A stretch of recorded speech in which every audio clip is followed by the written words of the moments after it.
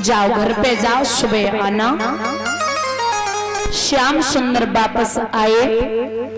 इधर महाराज सुबह जब हुआ तो राधा के खरुक में सब सखियां बैठी आपस में बातें कर रही। ललिता बोली ओरी बहना कोरी दोहनिया सजाई है, उन मनमोहन के जमाए को दामा पे खबर पठाई है। शीला बोली ओरी आली शंकर को खूब मनाओ है, उन मनमोहन के जमाए को श्यामा को दूध जमाओ है। आज भगवान मेरे घर पे आवे, आपस में बातें कर रही तो महाराज का लंबो घूंघट तुम्हारे बहू बैठी बनाए बोल रही। सखियन ने पूछी काये बहना तूने भगवान को नाय देखो कहा? तो बोले नाय आली, हमने कृष्ण को नाय देखो। कारण कारण होगा कोई तो संतो ध्यान देना। महाराज ये जो बहू थी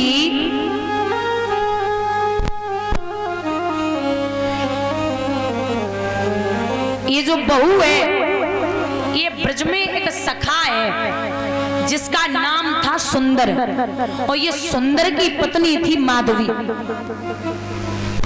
सुंदर की शादी ब्रज के जो सखा है उनकी 5 वर्ष की अवस्था में हो गई थी।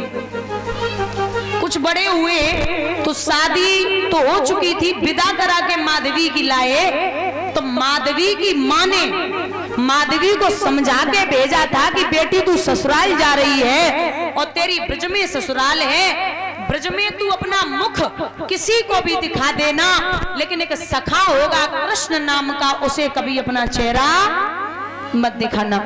बोले कारण कारण ये है कि अगर एक बार तूने उसे अपना चेहरा दिखा दिया तो जीवन भर उसके अलावा तुझे कोई अच्छा ही नहीं लगेगा। वो ऐसा है, उसके अलावा तुझे जीवन में कोई अच्छा नहीं लगेगा, तू अपने पति को भी छोड़ देगी। ये नहीं बताया कि वो साक्षात परमात्मा है, ये कह दिया कि वो बहुत बड़ा छलिया है। माधवी की जब विदा है कि आई तो सुंदर को कृष्ण रास्ता में ही मिल गए। भगवान बोले भैया सुंदर विदा करा के लाए हो? बोले हाँ। कहाँ है भाभी? बोले पालकी में बैठी हैं। अरे चेहरा नहीं दिखाओगे क्या? सुंदर बोले तुम्हारी भाभी जाओ पालकी में बैठी है, चेहरा देख लो। अब महाराज जैसे कृष्ण पालकी के पास पहुंचे तो माधवी लंबे से घूंघट में बैठी, वो पर्दा डली हुई थी। अब भगवान बोले भाभी जरा अपना चेहरा दिखाइए, मैं आपके पति का मित्र हूं। सुनना है पाई। दोबारा भगवान फिर बोले कि अरे भाभी मैं ब्रज का ही सखा हूं, जरा अपना चेहरा दिखा दो, मुझे आपके पति नहीं भेजा है। सो घूंघट हटाए वाली रहे, ऊपर तक खुल ना पाओ, तब तक भगवान बोले जल्दी करो गैया निकली जाए रही, आप जल्दी करो, मेरा नाम है कृष्ण, मैं मैया यशोदा का बेटा हूँ। जो जब बात सुनी तो पहले तो इतना लंबो डाल लो। बोले अरे ये तो वही है जिसको मेरी माँ ने मना किया था चेहरा मत दिखाना, ये तो वही छलिया है, चेहरा नहीं दिखाऊंगी। भगवान बोले क्या बात है भाभी, नाम सुनते ही घूंघट डाल लिया, चेहरा नहीं दिखाना क्या? नहीं बोली। जवाब दिया कि अरे भाभी चेहरा दिखाओ, आपको मेरी सौगंध है। नहीं खोला।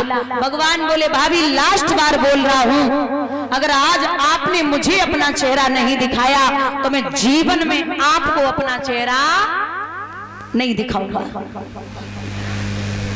फिर भी चेहरा नहीं खोला, भगवान चुपचाप चले आए। जो गोवर्धन उठाया था भगवान ने तो उस समय लोग चिल्ला रहे थे कि कृष्ण की जय हो, कृष्ण की जय हो, कृष्ण की जय हो। माधवी को लगा कि ये तो वही कृष्ण है जिसने 7 वर्ष की अवस्था में, ये 7 वर्ष 52 दिन की अवस्था है, पर्वत को उठा लिया। ये कोई साधारण पुरुष नहीं है, ये साक्षात ब्रह्म है। मेरी मैया ने मुझे उल्टा पहाड़ा पढ़ा दिया, अब तो मैं कहीं की नहीं रही। उसके बाद लाख कोशिश की माधवी ने, लेकिन भगवान ने पलट के उसका चेहरा नहीं देखा। हजारों बार माधवी कोशिश करती रही, लेकिन भगवान ने कभी अपना चेहरा दिखाया ही नहीं।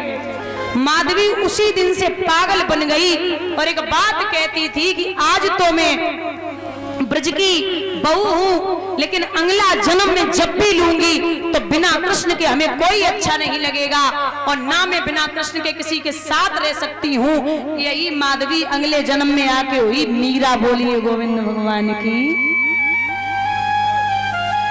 मीरा कोई ऐसा नहीं है कि बड़ी हो गई थी तब भगवान की वो लगन लगी थी। छोटी थी 5 वर्ष की। गांव में एक पंडित जी आए कथा बोलने, तो पंडित जी ने आरती से पहले कहा किसी को कुछ पूछना तो नहीं है। सबने हाथ हिला दिया, बोले किसी को कुछ नहीं पूछना। आरती के बाद पंडित जी जब व्यास पीठ से नीचे आए तो मीरा 5 वर्ष की थी, पीछे से कुर्ता पकड़ा। अरे पंडित जी बोले कौन है? बोले मैं हूँ पंडित जी। क्या चाहिए? अब आप बताइए, 5 वर्ष का बच्चा हो या बच्ची, उसे चॉकलेट या बिस्किट या टॉफी? टॉफी चाहिए। जवाब दिया नहीं। बिस्किट नहीं। प्रसाद नहीं। अरे बोले मेरी माँ फिर क्या चाहिए? बोले आप ये बताइए, जिसकी आप कथा कह रहे थे, जिसके आप गुणगान कर रहे थे, वो मिलता कहाँ है और दिखने में कैसा है? तो पंडित जी बोले लाडो, दिखने में तो इतना सुंदर है कि जगह बनाई हुई दुनिया इतनी प्यारी है, तो बनाए हुए वालों कितना प्यारो हो गए। मीरा के वो लगन लगी, शादी जबरदस्ती कर दी, लेकिन राणा से मीरा ने एक बात कही, और राणा तालियों का साथ देते हुए बोलेंगे, मेरी वृंदावन ससुराल